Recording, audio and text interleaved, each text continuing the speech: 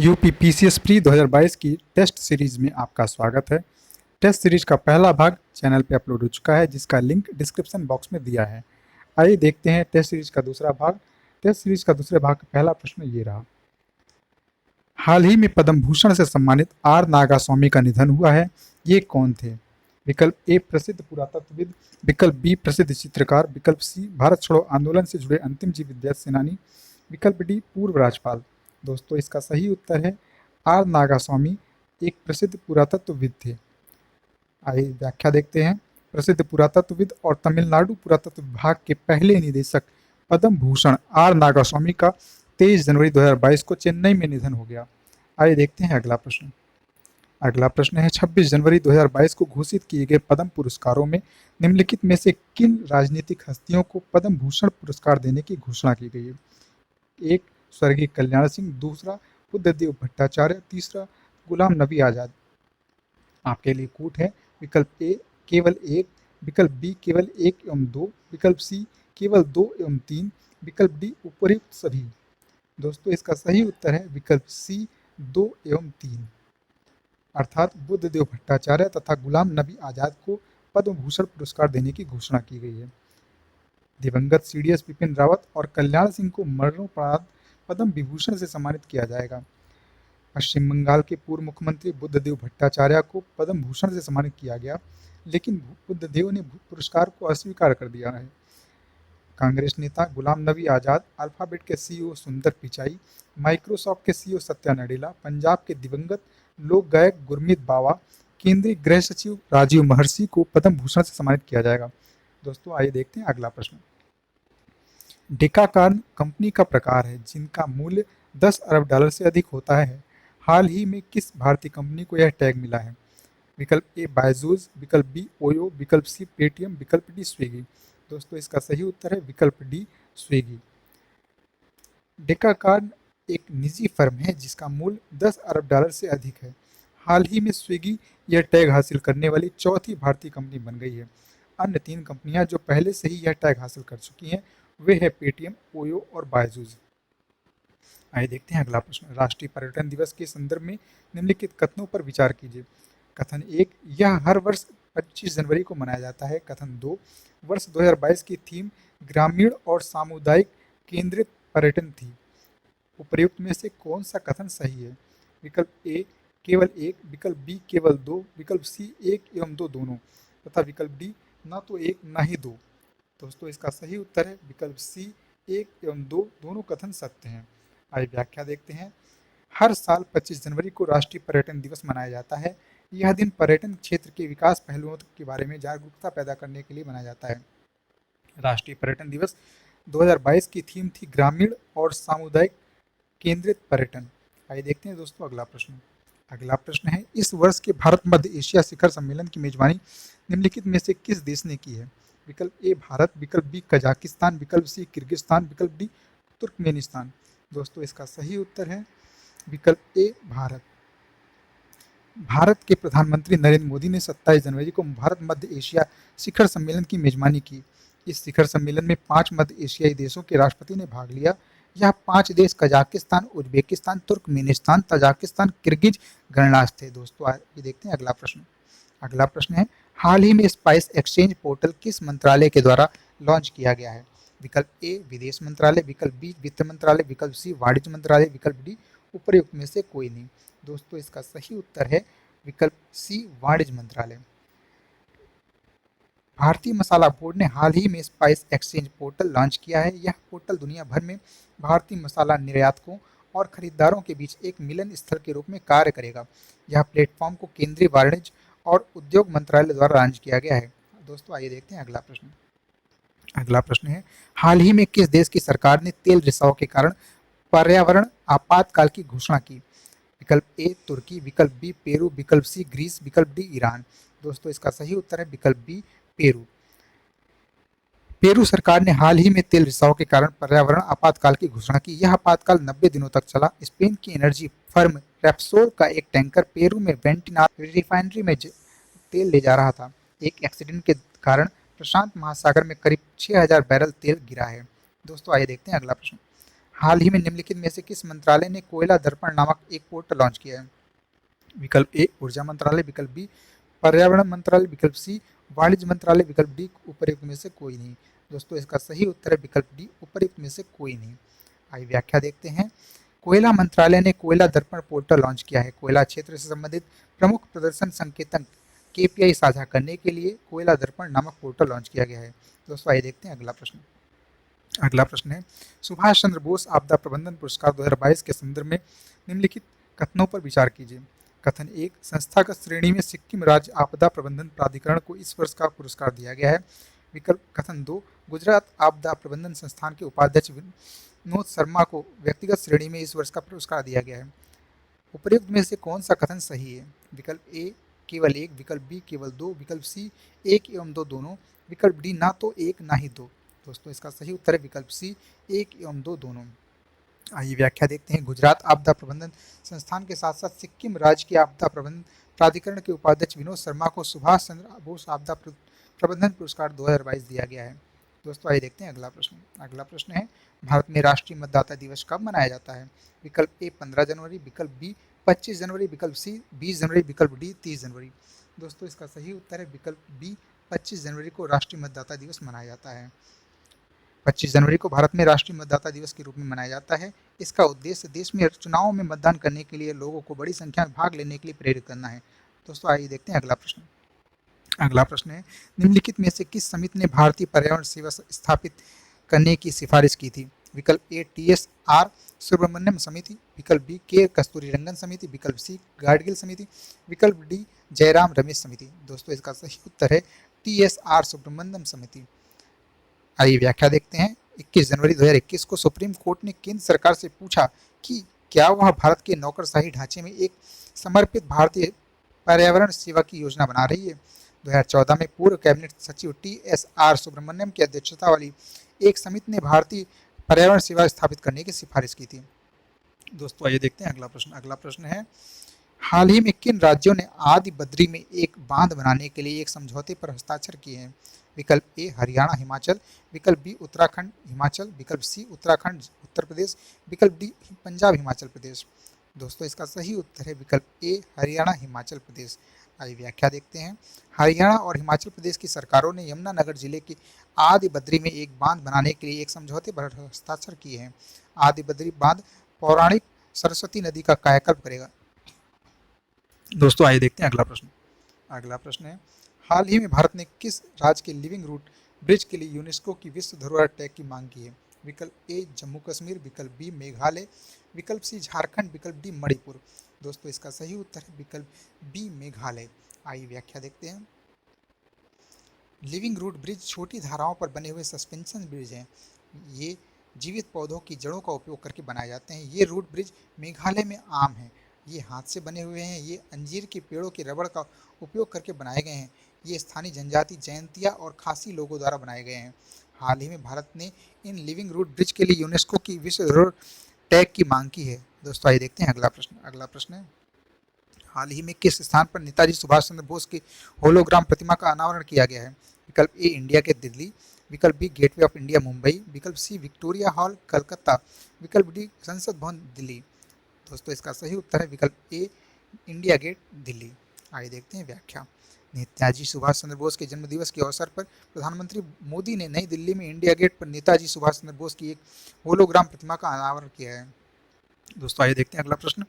केंद्र सरकार ने हाल ही में गंजीमठ में एक प्लास्टिक पार्क बनाने की मंजूरी दी है। यह किस राज्य में स्थित है? विकल्प ए तेलंगाना, विकल्प बी कर्नाटक, विकल्प सी केरल, विकल्प डी तमिलनाडु। दोस्तों इसका सही उत्तर है विकल्प बी कर्नाटक। आइए व्याख्या देखते हैं। केंद्र सरकार ने हाल ही में कर्नाटक के मंगलुरु के गंजीमठ में एक प्लास्टिक पार्क बनाने की मंजूरी दी है। यह पार्क 62.77 करोड़ रुपए में बनाया जाएगा। इसे कर्नाटक औद्योगिक क्षेत्र विकास बोर्ड की भूमि में बनाया जाएगा। आइए देखते हैं अगला प्रश्न। अगला प्रश्न है, संयुक्त राष्ट्र के 5 अलार्म ग्लोबल फायर में निम्नलिखित में से क्या शामिल नहीं है? विकल्प ए जलवायु संकट, विकल्प बी दिवालिया वैश्विक वित्तीय प्रणाली, विकल्प सी तृतीय विश्व युद्ध, विकल्प डी साइबर स्पेस में अराजकता। दोस्तों इसका सही उत्तर है विकल्प सी तृतीय विश्व युद्ध। आइए व्याख्या देखते हैं। संयुक्त राष्ट्र ने हाल ही में घोषणा की थी कि 2022 में दुनिया को 5 प्रमुख जोखिमों का सामना करना पड़ेगा। इन 5 जोखिमों को 5 अलार्म ग्लोबल फायर कहा गया है। इसमें शामिल है कम होती शांति और सुरक्षा, साइबर स्पेस में अराजकता, जलवायु संकट, दिवालिया वैश्विक वित्तीय प्रणाली और कोविड-19 महामारी। आइए देखते हैं दोस्तों अगला प्रश्न। अगला प्रश्न है, पेंगोंग त्सो निम्नलिखित में से किस लिए चर्चा में रहा? विकल्प ए, अरुणाचल में चीन यहाँ पुल बना रहा है। विकल्प बी, लद्दाख में भारत चीन के बीच विवादित स्थल है। विकल्प सी, भारत के लिए द्वारा यहाँ एक सैन्य बेस बनाया गया है। विकल्प डी, उपयुक्त में से कोई नहीं। दोस्तों इसका सही उत्तर है विकल्प बी, लद्दाख में भारत चीन के बीच विवादित स्थल है। आइए व्याख्या देखते हैं। पूर्वी लद्दाख में भारत और चीन के बीच जारी गतिरोध के बीच चीन पेंगोंग त्सो पर एक और पुल बना रहा है। इस निर्माण का पता सैटेलाइट इमेज से लगा। दोस्तों आइए देखते हैं अगला प्रश्न। अंकटाड़ की इन्वेस्टमेंट ट्रेडर्स मॉनिटर रिपोर्ट के संदर्भ में निम्नलिखित में कथनों पर विचार कीजिए। कथन 1, भारत में वर्ष 2020 की तुलना में वर्ष 2021 में एफडीआई प्रवाह बढ़ा है। कथन 2, विश्व स्तर पर वर्ष 2020 की तुलना में वर्ष 2021 में एफडीआई प्रवाह कम हुआ है। उपरोक्त में से कौन सा कथन सही है? विकल्प ए, केवल एक। विकल्प बी, केवल दो। विकल्प सी, एक एवं दो दोनों। विकल्प डी, ना तो एक ना ही दो। दोस्तों इसका सही उत्तर है विकल्प डी, ना तो एक ना ही दो, अर्थात दोनों ही कथन गलत हैं। आइए व्याख्या देखते हैं। अंकटाड ने इन्वेस्टमेंट ट्रेडर्स मॉनिटर रिपोर्ट 19 जनवरी 2022 को प्रकाशित की। इस रिपोर्ट के अनुसार 2021 में भारत में प्रत्यक्ष विदेशी निवेश का प्रवाह 2020 की तुलना में 26% कम था। वैश्विक एफडीआई प्रवाह ने 2021 में एक मजबूत पलटाव दिखाया। यह 77% बढ़कर $1.65 ट्रिलियन हो गया है। 2020 में एफडीआई प्रवाह $929 बिलियन था। आइए देखते हैं दोस्तों अगला प्रश्न। अगला प्रश्न है, निम्नलिखित में से किस मंत्रालय ने हाल ही में स्टार रेटिंग सिस्टम लॉन्च किया है? विकल्प ए, पर्यावरण मंत्रालय। विकल्प बी, ऊर्जा मंत्रालय। विकल्प सी, इलेक्ट्रॉनिक्स और सूचना प्रौद्योगिकी मंत्रालय। विकल्प डी, उपयुक्त में से कोई नहीं। दोस्तों इसका सही उत्तर है विकल्प ए, पर्यावरण मंत्रालय ने स्टार रेटिंग सिस्टम लॉन्च किया है। आइए देखते हैं व्याख्या। पर्यावरण, वन और जलवायु परिवर्तन मंत्रालय ने हाल ही में स्टार रेटिंग सिस्टम लॉन्च किया है। यह सिस्टम कम अवधि में पर्यावरण मंजूरी प्रदान करता है। पर्यावरण मंत्रालय इस नई प्रणाली के साथ राज्यों को रैंक और प्रोत्साहन देगा। मंत्रालय उन राज्यों का पता लगाएगा जो कम समय में कुशलतापूर्वक पर्यावरण मंजूरी प्रदान करते हैं। इसके बाद यह ऐसे राज्यों को प्रोत्साहन देगा।